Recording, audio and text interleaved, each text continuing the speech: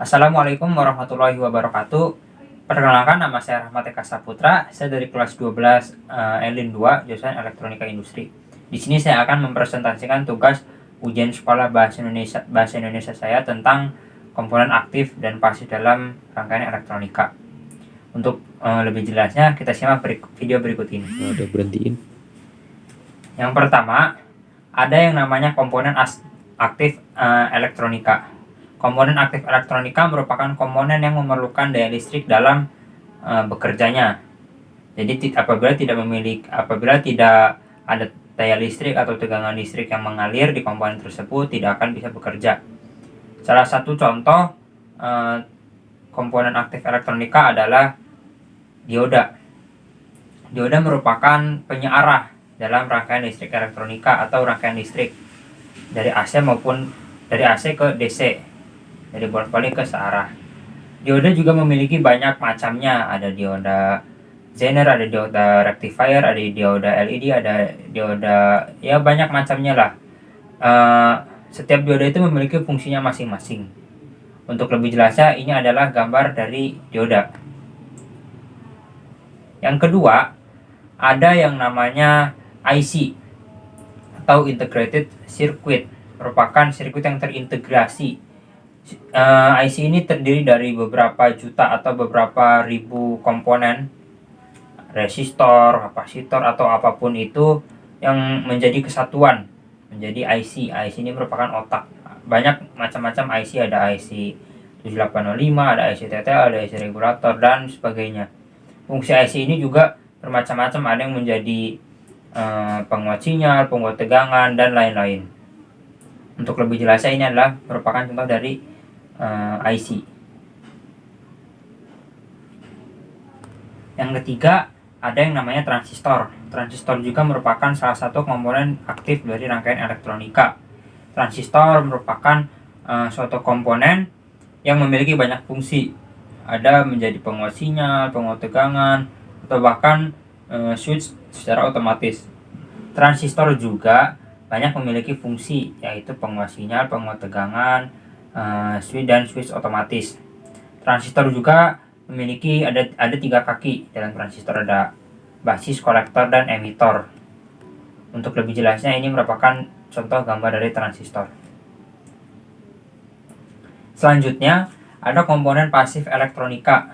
Nah, komponen pasif ini merupakan kebalikan dari komponen aktif tadi.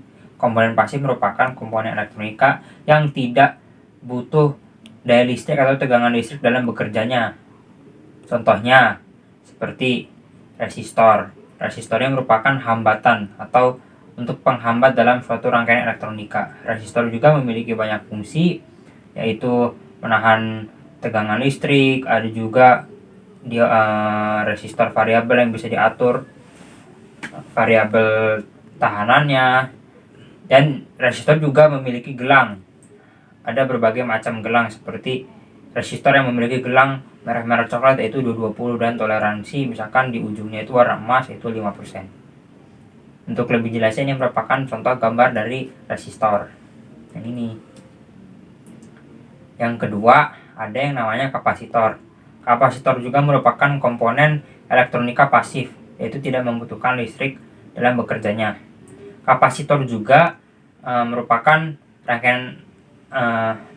komponen elektronika yang berfungsi sebagai cadangan daya listrik, tapi tidak seperti baterai. Kapasitor hanya sebentar saja menyimpan daya listriknya.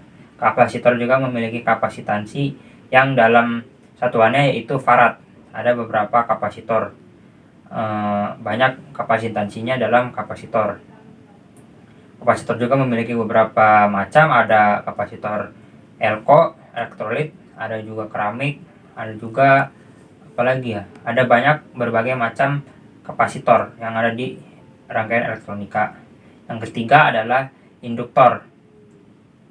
Induktor merupakan suatu lilitan dalam rangkaian elektronika. Induktor ini merupakan rangkaian lilitan kawat yang biasa terdapat di radio ataupun amplifier dalam rangkaian elektronika.